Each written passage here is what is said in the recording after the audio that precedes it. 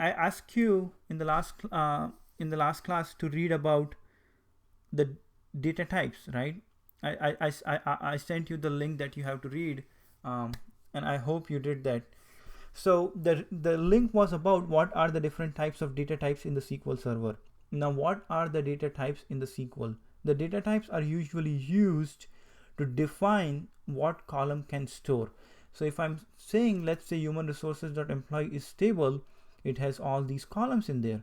Each column contains different type of data. Some contains number, some contains date, some contains string, some contains boolean, which is 0 and 1, some contains binary numbers.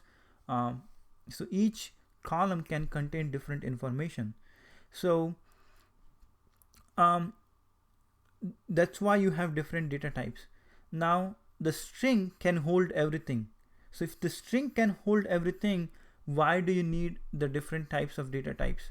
So let's say the date can be stored in the string column, right? In the string you can store anything. Even the numbers, anything you can think of can be stored in a string. So why do you need different types of data types like integer, character, boolean, flag, date time? Why? So when you're doing something wrong, when you're entering the data, the SQL Server catch for you. So let's say you say my employee ID is an integer number, and if person by mistake tries to enter any alphabets in the employee ID, the SQL Server will not allow. So it helps to do some constraints on the column that you cannot enter these kind of data in the table. If it's an integer, only integer is allowed. If you make employee ID as a string, they can put anything in they want, so it helps to reduce the bad data to getting into the database. Okay, so let's say if you have a date column and you put the date column as a string, so you can have the wrong date entered in your database. They can just put, instead of 1988, they can type 1898, so those and then the format also, you can have month, day, year, or sometime day, month, year. All those kind of things can be avoided. So you're making like more constraints on the database to get good quality of data. So the data types helps that. Okay, so we are done with the select statements. Okay, we have done like all kind of selects that you can do. We have seen subquery, we have seen joins, we have seen aggregation, group by. So that was like the last class that we have seen was the peak about the select statements.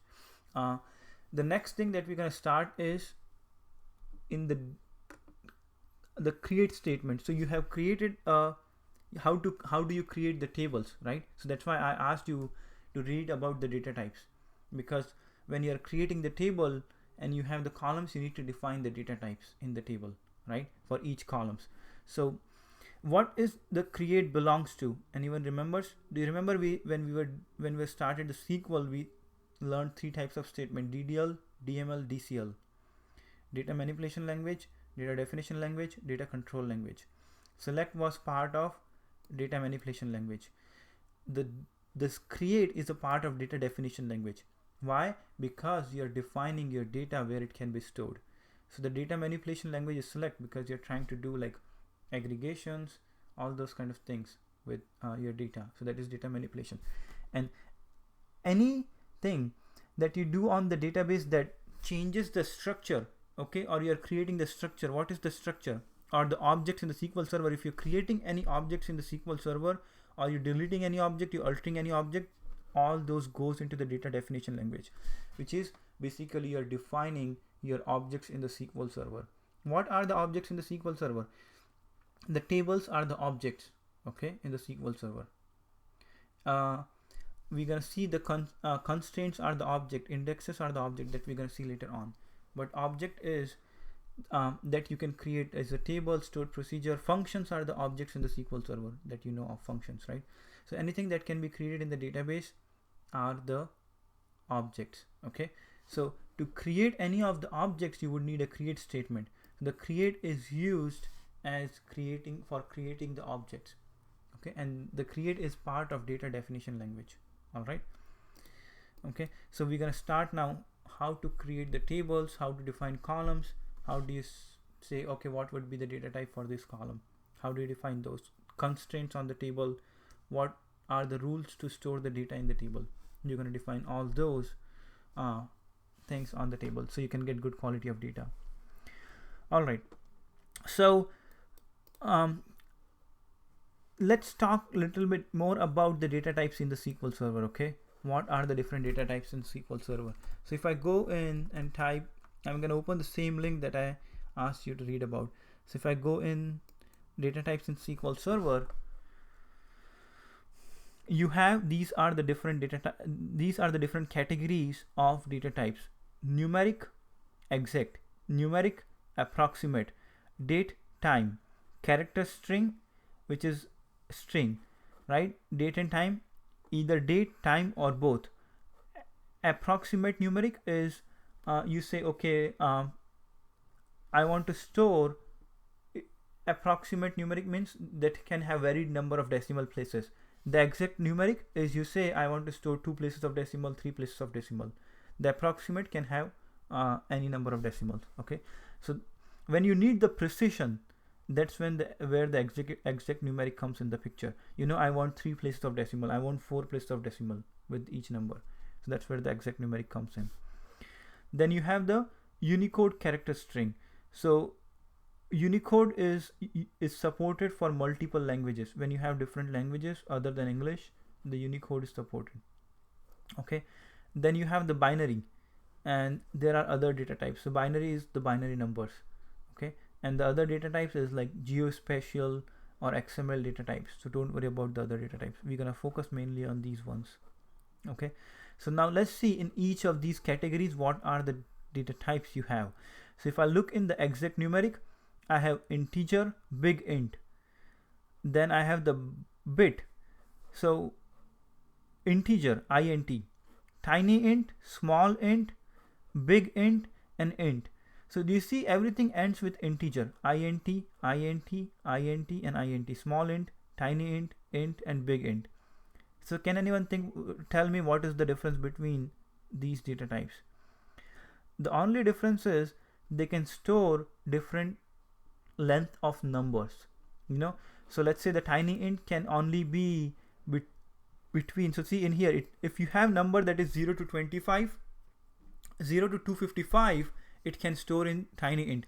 But if you have a number that is 256, you cannot store in the data type that is tiny int. Okay, so these are the ranges that number can be stored in this data type.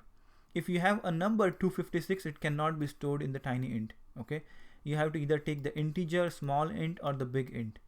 All right, so the big int can store, I don't know even how to call this number, but it's like a huge number. Okay, it's in, I don't know, billion, trillion. So it has like about 3, 6, 9, 12, 15, 18 power, you know, 10, 2 to the or like 10 to the power 18, that many numbers, digits you can store. So now how do you pick what do I need? You know, let's say you have all these in front of you and you're creating a column. Which number should I which data type should I pick out of this? So you need to know what kind of column you're creating. Let's say you're just creating an employee ID and your company is a new and there doesn't have more than 1,000 employees, you know, so you can go with the small int. You know your company can grow big. Right now let's say you have 50 employees, but you know in future your company can grow big and can have 1,000 employees at least in 10 years down the line. You don't think like too far, 100 years down the line. All you think is like in near future, which is like 5 to 10 years, what my database is going to look like. Okay, so you think your company can grow out at least to the 1,000 employees, then the tiny int you're not going to pick. The small int would be the best fit because it can accommodate 32,000 people. That's good enough. So on this types, you're going to decide what is the number that I'm going to store in that. If you're talking about invoice number, then you don't want to pick the integer. You want to go with the int, because if you think about invoice number as a small int, 32 can run out very quickly in a year or so. So this looks a good idea to have an int for the invoice number, right? Or a big int would be fine as well, int or big int, either way. It depends on the turnover of the company. So you can start with the integer data type. Now why don't you pick directly the big int, for each of this small, let's say your employee ID, why don't I pick the big int, so I don't need to worry about for 50 years? Or why don't I pick the big int for the invoice number instead of picking the integer? See in here, everything comes with the cost, which is the storage cost. I know it's not that huge. The 4 bytes is what? It's like 1000 part of your megabyte, which is like 1 MB, and in today's world 1 MB is nothing.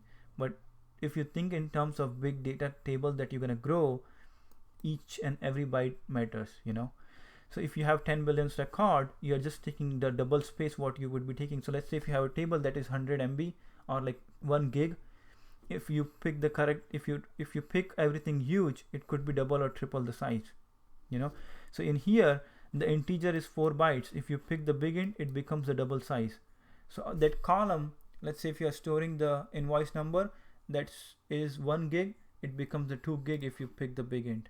So the size is also a constraint here. So that's why you try to maximize on each thing. You don't want to have like huge tables created, with the big int not used for like next 10 years. So you don't want to do that.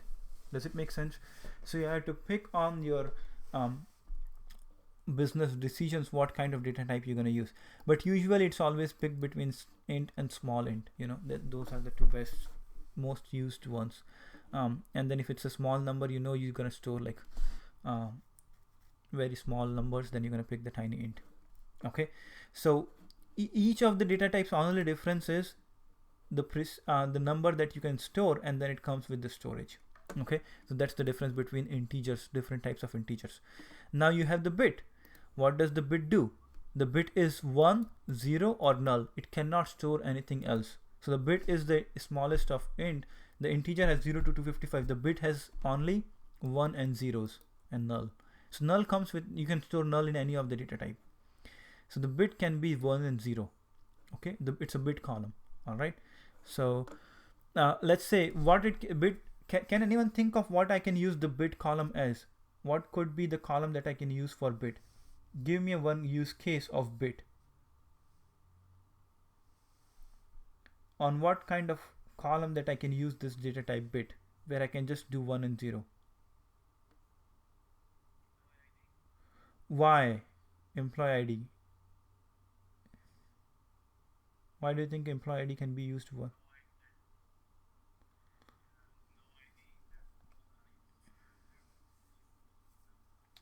Oh, if you have like 10 employees,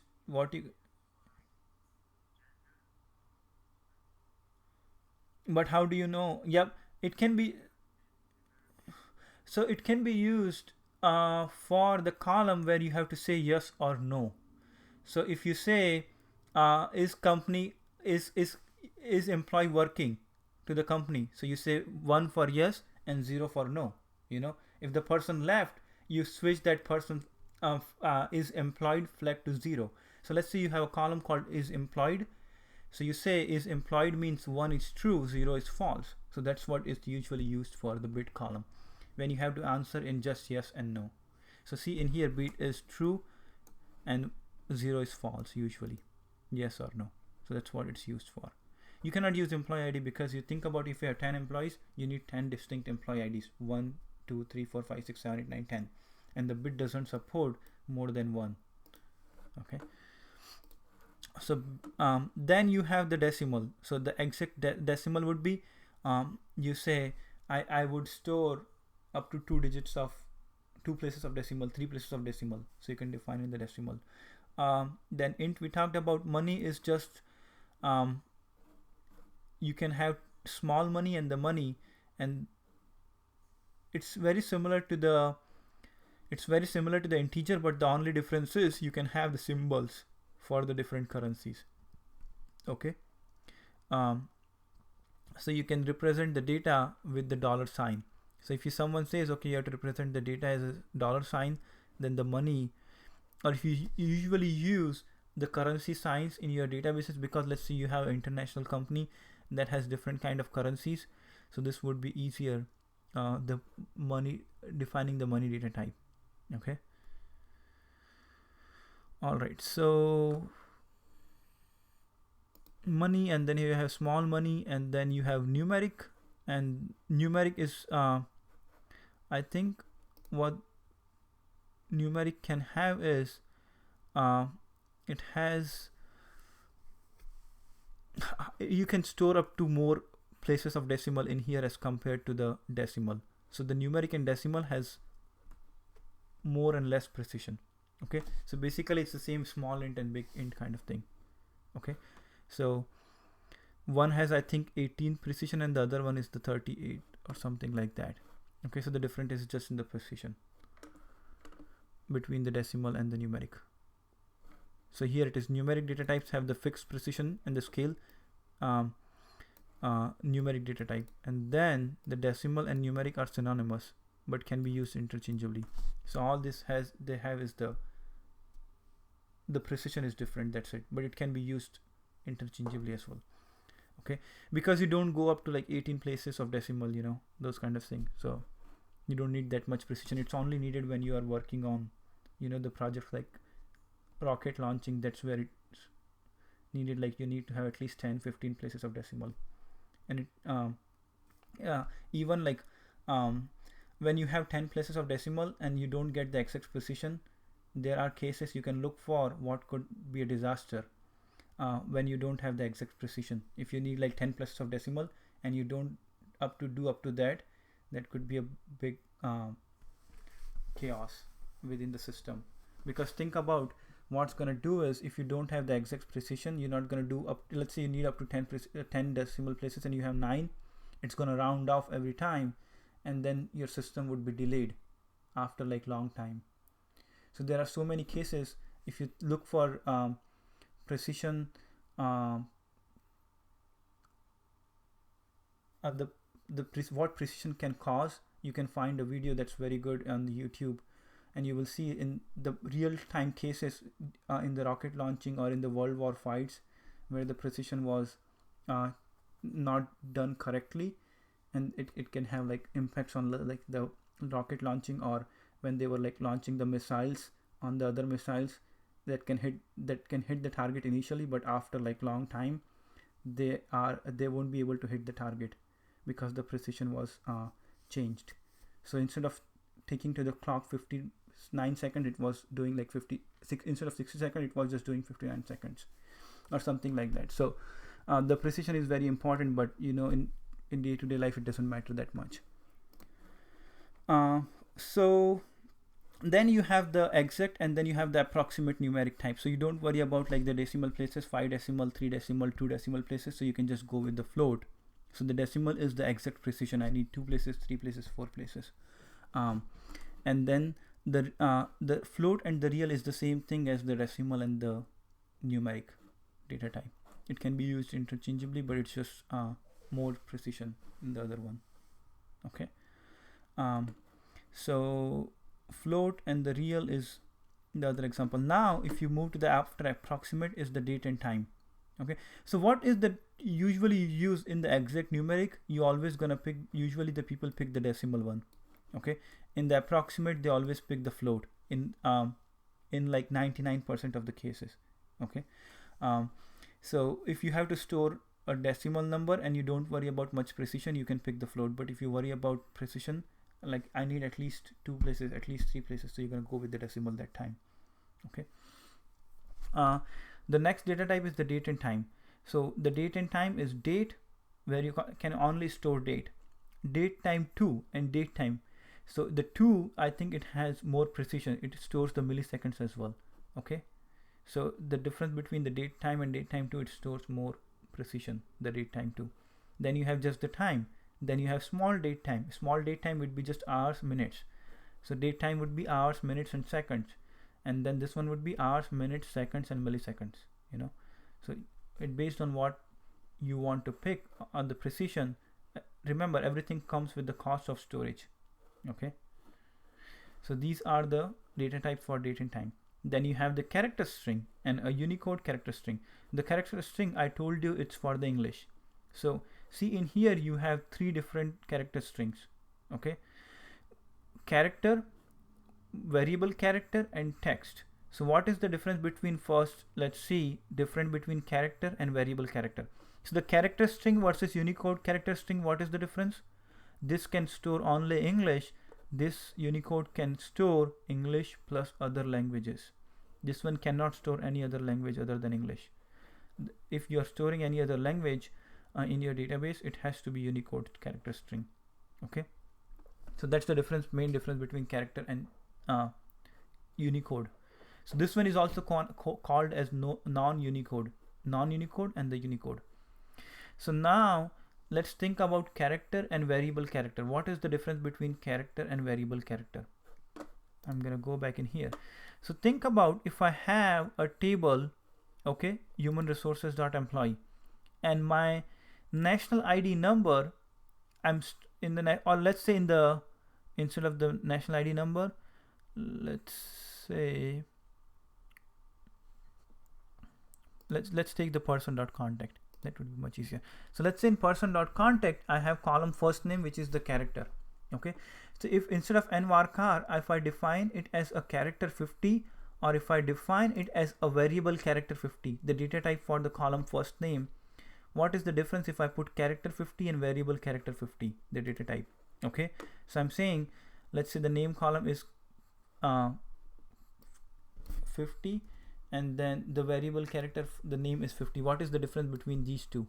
Okay, if I define the name first name column as character 50 and the variable character 50, when you store anything in this name column which has defined the data type as character 50, it will always take 50 bytes no matter what you put in here. Even if you just put the ND, it instead of taking 5 bytes, it's taking 50 bytes. Okay, so the character always takes whatever you have defined in here. So if it says character 50, it's always gonna take 50 bytes on your hard disk. Okay, now if the same thing you do with the name and it's a variable character, and if you store ND in the variable character column name, it's only gonna take 4 bytes instead of 50. Okay, so think about if you have 1 million rows in the table and each of them is storing ND, how many bytes it's going to take? 50 times 1 million, which is 50 million, right? It's going to take 50 million bytes of space on your disk.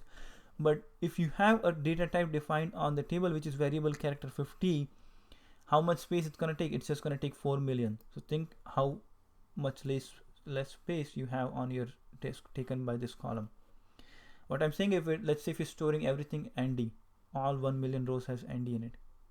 Okay, so that time this difference. So now why do you have these two data types? Why do you have the character and why do you have the variable character? The variable character came later in 2008 or 5 something. Before that, there it just used to be the character. So that's what I'm saying, whenever you have the new version comes in, you have the new things, but they cannot discard the old ones because the data types, because let's say when you have the old databases, they would be using the character. So that's why both of the things are continuous, character and the variable character. Okay, because it has to support the older versions of the database. So it's always good idea to use the variable character. Okay, whenever you're creating a data column, it's always a good idea to give them the variable character. If you know you're gonna store English in the column, so you say, okay, the data type for my first name column is character 50. Okay, all right. So is the difference clear between character and variable character? So now why it's varchar? It's a char. So varchar is the variable character and this is just the character. So the variable character represents the length will vary on the amount of data that you're going to store in the column.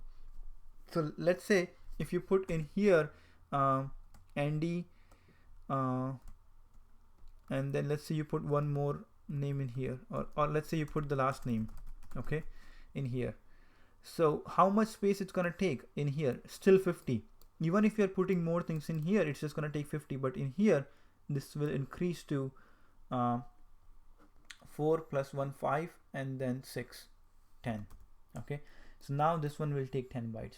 So this will automatically grow based on what data you put. It will automatically get shrink based on the amount of data in there. Okay, all right. Is the difference clear between the character and the variable character? The next thing is, so if this is clear, character and variable, it's a very important interview question. What is the difference between character and a variable character? Now the next thing is text. So the text, the variable character or a character can store maximum of 8,000 character in it. You cannot have more than 8,000 character inside this column defined. Okay. Now if you have to put more, if you have like the pages and pages, you have 3,000 characters, you can use the text data type. Okay. So the length for the text is more as compared to character and a variable character. Okay. Now if you come in the Unicode string, you see everything is same, just in front of them there is an n char, n varchar, and n text. Why they have n in here? They support any language. Okay, they support any language. So let's say your company is local, you start with character. Why don't you start with n character, or why don't you start with n varchar? Thinking about your company can go international, like down the line. You don't know, you're just thinking. So why don't you pick directly the n varchar? Why don't you pick the varchar? I mean, why do you pick the varchar? Why don't you pick the n varchar? So the thing is, the n varchar, any of this character in here takes the double space than what's defined. So let's say if you define instead of character, if you say n char and here you say n varchar, even though it's the length is 50, the n varchar takes double the space. Okay, so the n char is defined as 50. The amount of space it will take on disk is 100 byte. So if you pick the n char or just the character or n character, the space becomes double. So that's why if you know you're just working as a local company, you don't need to put n in front of, when you define the data type, you just put the character or the variable character. In here, this will be 8 instead of 4. Okay, so the amount, each character takes 2 bytes when you define with n. Okay, all right. So that's why you don't pick always n varchar, because it takes the double the space in the on the disk, n varchar. Okay, so that's the difference between Unicode and non-Unicode string. What's the difference? The Unicode string takes double the space of the non-Unicode string. Okay, so the difference is in here between these two is same what we talked in here, and in the character and the variable character. The same difference is in here. Okay, it's a variable character and it's a fixed length character. Okay, and the end text is when you have more than 4. So can you tell me how many characters you can store in the character, in the variable character n varchar? Only 4,000, because n varchar is the maximum size is 8,000 bytes. So if it's 8,000 bytes, each takes 2 bytes. How many characters you can store? 4,000. In here, same thing. How many bytes you can have for the variable character? 8,000 bytes. How much byte each character takes? 1 byte. How many characters you can store? 8,000. So see, in between these two, here you can store the double amount of characters. If you pick the varchar, you can have double the number of characters as compared to n varchar, right? So that's why if you know it's just English, you pick this one. I mean the space or the number of characters. Okay, end text is for more than 4,000 characters. If you have, you're gonna pick the end text. Okay, usually 4,000 characters is more than enough. You never need it until you're storing like pages or pages.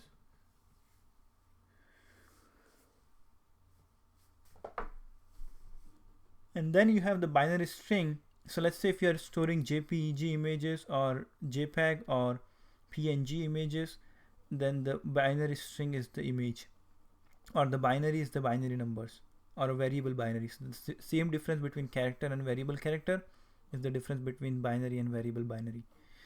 And the image this is used for storing the image. In the SQL, the image is not stored as a picture, it's stored as a number. Okay, so if you have any of I can show you, it's not gonna look like image. If you have to see the image, you have to download that, you have to export that as an image. You cannot see the table with an image in it. all it's gonna look like is just the data, the numbers. I think I have one table where you can see that keeps, so in here I have this table which is image logo. Okay, so it has image in it. So see in here, this is your image, which is nothing but your hexadecimal. So this is basically image. All I need to do is export the image from this column, and then I can look. In the SQL you cannot see the image. Okay, that's what the image looks like in here, all numbers. It's this the pixel represents each pixel information. Okay, all right, so all these are the data types. Now let's see how you can use the data types that we just talked when you're creating the table. Any questions about the data types, the difference between the character, variable, character, Unicode, non-Unicode, or the data types? Any of the questions?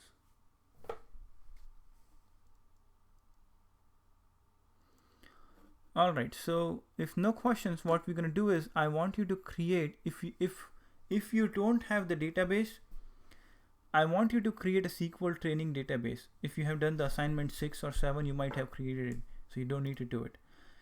If not, I want you to create a new database called SQL training. So any of the tables that you're going to create, I don't want you to create in the adventure works.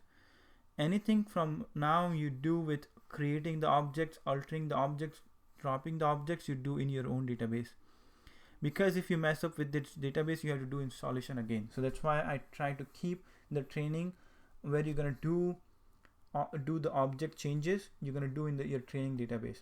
So right click on the database. If you don't have a training database, Victoria, you don't need to do it because you have your own database which is on your name. Okay, so you can create tables in that database. But for if you are using your local server, then right click on the new database, right click on the database and say new database.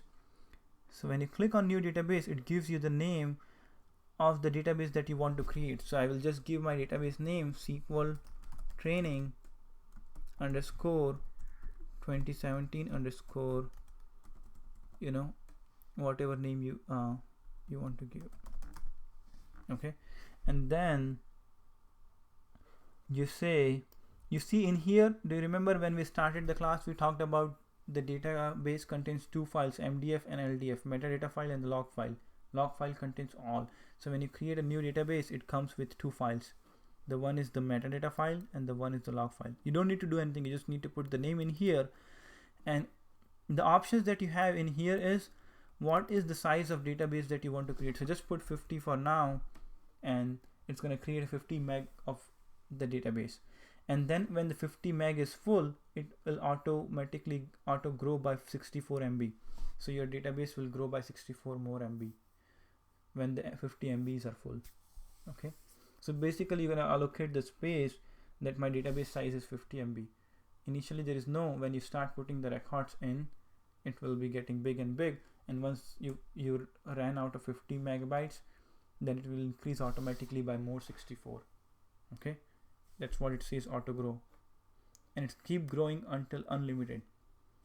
So when you run out of 50 plus 64, it will add more 64. When you run out of this, it's going to add more 64. It's keep doing it until you run out of your old disk space, whole disk space. Okay, so I think you can just leave 10, or you can be 20, 50 would be good enough for you. Okay, so click OK, and that's gonna create the database in here. So you see I have the database created.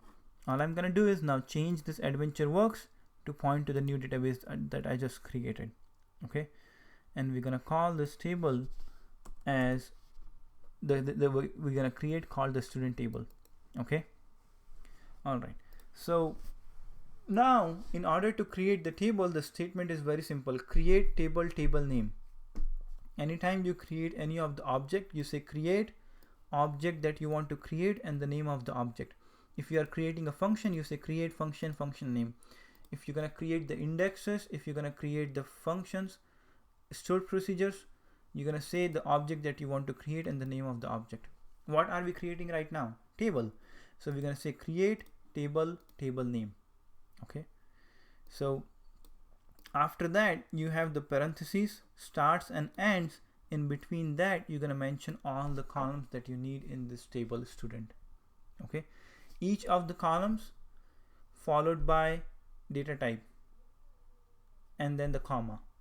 Okay, so in the parentheses, you're going to say the column name that you want to see it in here. So each of these tables has a column name, right? In here, so the column name that you want to see in here, so you're going to see the column name and the data type. What is the data that you're going to store in that column? Okay, so let's say we are creating a table called student. The first column in there I want is the student ID, and the data type I will create as an integer. So I'm expecting I'm gonna be having at least more than 255 or 32,000 students in my student table. Okay, the small int, tiny int is only up to 255. Small int is only 32,000, but for more than, I say I can have more than 32,000 students in my database. So I say student ID as an integer. Okay, then you put the comma, so it means this is the first column. Then the second column, you say the name is the second column. Okay, so that's obviously a student name in this table because it's a student ID, and the name is basically refers to the ID, student name and the ID for the student. So the name, I say it as a variable character 50. So how many character that you can store in this name is only 50. The max, I mean, the max number of characters that you can store is 50. If you ran out, if you, let's say if someone's name is huge, it's more than 50 character, you cannot store it. It will be truncated, okay, or you won't be able to store it. Basically, it will say there is a truncation error. It means the data cannot be stored what you try if it's more than 50 characters. Okay, so the student ID integer comma, and then you say the column name, and then you say variable character, and then you put the parentheses, and you have to define what is the length of character that you're gonna put max. So this is the max length that you need to define is the 50. With the integer, you don't need to define it because the integer always comes with the length. The small int always comes with the length, right? So tiny int, that's why you have different data types with integer. So you don't need to put the length in it after the integer, right? It automatically comes with, you pick tiny int, small int, a big int, right? But with the character, you have to put the maximum number of characters that you want to put in the name column. So I say I will put 50 max character in this name column. Then parenthesis close, comma, modified date.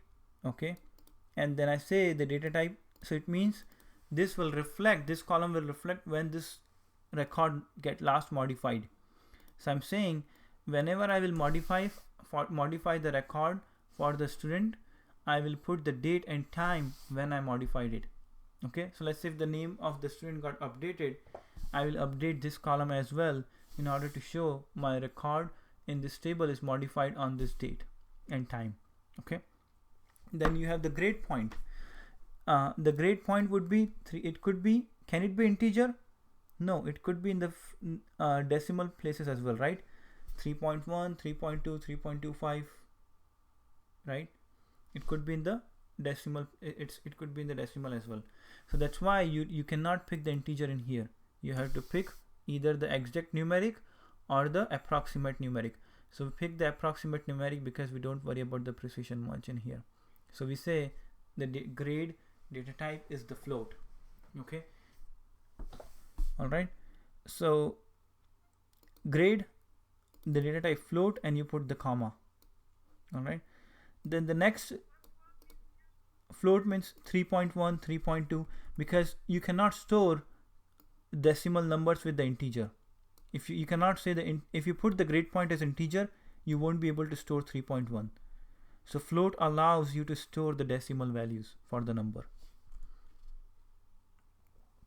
Okay, so you have the data type both. I mean, you can have the whole number 3.2, you know. Yes, the float allow everything. Yep. So in here you have exact numeric has the decimal. So either if you need the exact precision that you want 2 places of decimal always, it has to be 3.20. It cannot be or 3.200 if you need 3 places of decimal. So you're gonna pick the decimal data type. But if you're fine with just 3.2, then you pick the float. or 3.25 or 3.251. It can vary. So then you can have different precision for different. So if you're fine with that, you can pick the float. All right. But when you pick the decimal, you have to define what is the precision you're going to store. You want 2 places of decimal, you want 3 places of decimal. With the float, you don't need to define, you can store anything. Okay. With the float, you don't need to do it. But if you're doing the decimal, you have to say decimal, and then you have to put the number of precision that you're going to do. Is it 2 places of decimal, 3 places of decimal? Okay.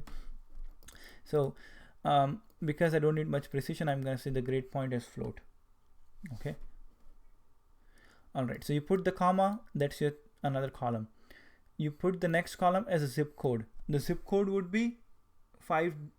What is the zip code in here in the US? It's the 5 numbers, right? So you can use the int. But if you are in Canada and you are creating the table, their zip code is 6 alphanumeric, right? If you have seen the Canadian zip code, you might know it's a 6 alphanumeric. So you cannot have the int in there. It has to be the string for the zip code then. Okay. So what do I mean by the string? It has to be varchar of 6, variable character of 6. The string, which is either the variable character of 6, varchar of 6. This maximum it can store is the 6, because the zip code in the Canada is 6 alphanumerics, right?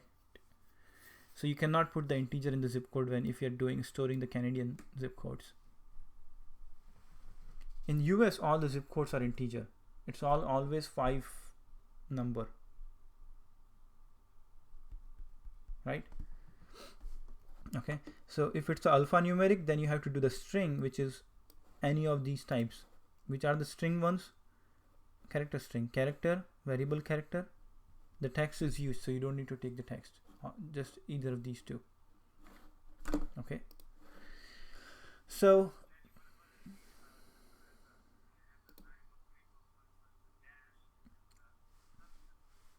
sub zip codes. So you can store the int, but you won't be able to put the dash in. You cannot put the hyphen in between. So how many digits you're talking about? 6, right? Max is 5 plus 4, right? 9 digits, right? So just look at the integer allows the 9 digits or not, you know. So if you look in the integer and then look how many places it allows, 3, 6, 9, and 10. So it's more than enough, right? Does it make sense? Because the max you're going to store is 5 plus 4, the sub-zip code, right? So this is enough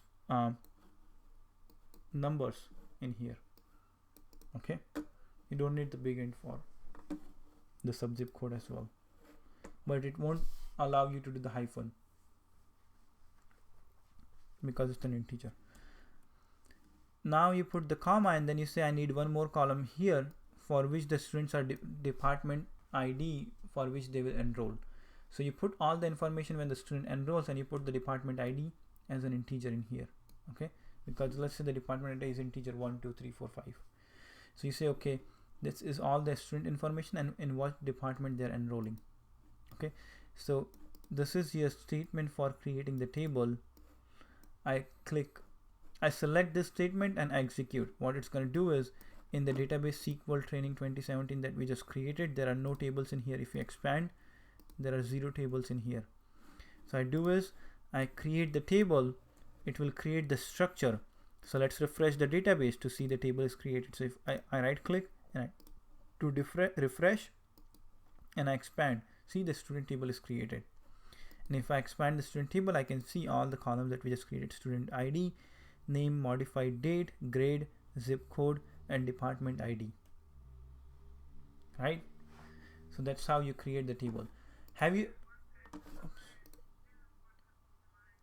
Did you change the database from AdventureWorks to the Victoria? And then you run the query and it didn't work. It gives an error.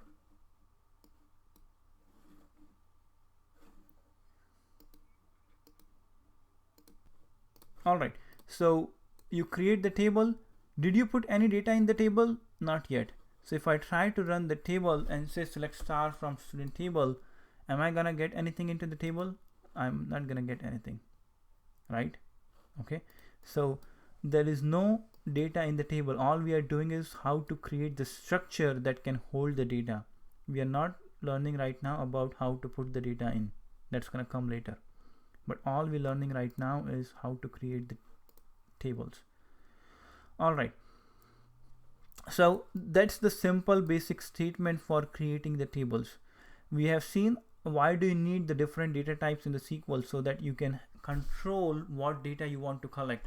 So let's say if in the zip code you just put, the zip code is integer, but if you have had the character 5 in here, instead of putting the zip code as 4 numbers, they could have put A, B, C, D, E. So when you have the integer, you're not making all of them string, you get better control over the data quality. So it knows the user can only insert the integer in this zip code. Okay. So now still, when you have this, it doesn't give you a much flexibility. What about if the person entering the zip code puts 00000, right? Even though you put the constraints with the data type like it's an integer, but people usually put 0000. That's not a valid zip code. So how can you make more rules so when the person is entering the data, they're entering the valid data? So like for the email ID, do you remember, like, do you know when you go on trying to put your email ID and you just put A, B, C, D, E, F or something in there, some crap, it gives you the error, it's not a correct email ID. How does it know? Because you don't have @ sign and you don't have .com or something dot in there. So even if you just make up A, B, C, D, E, F, G and you put like some email like this, it's gonna make it valid, even though it's not a valid email address. All it looks for is it has to have @ and it has to have dot in it. That's the two things email ID look. So what I'm saying is, in the zip code, they can put anything to fool you when they're entering the data. So how to make, if you want like very good data and you want to apply more rules on the table when you're collecting the data, that you can do by applying the constraints on the table. Okay, so constraint means you define the rules on the table that if you want to enter the data into this table, you have to follow these rules. Those are nothing but the constraints. Okay, all right.